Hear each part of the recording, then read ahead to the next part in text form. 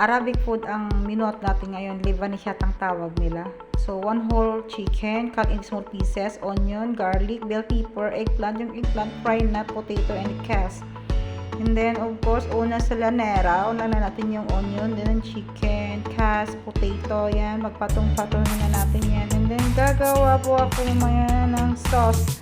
Yan po lahat. And nilagyan lang nila tubig para ma-dissolve. Yung sama lang sa pagluto niyan. Of course, nahuli pala yan with pepper. At yung hawak ko lagay. And yan po. Lagyan natin yung sauce na ginawa ko.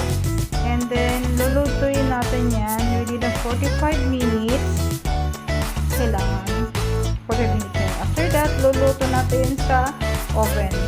Until the golden brown po yung ating chicken.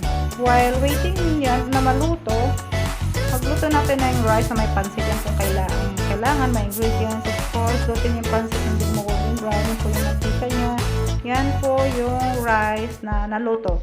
Of course, gawa tayo na ng salata, pipino o cucumber, delitos, ang cutting kamatis, yung carrots po. Chinop ko in small pieces. And then, lagyan natin yung beans na ganyan.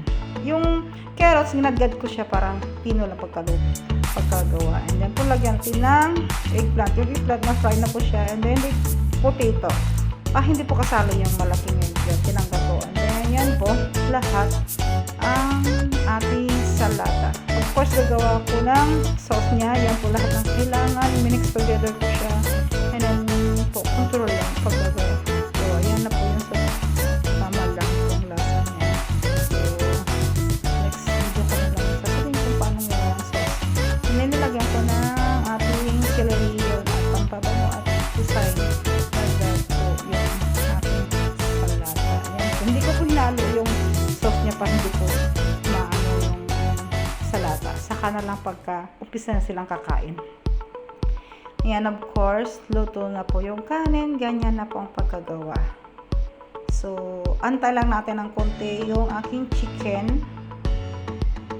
Ayan na ang aking pinaka-finished product. All in all, yung chicken. Ang luto na tatawag nila dyan.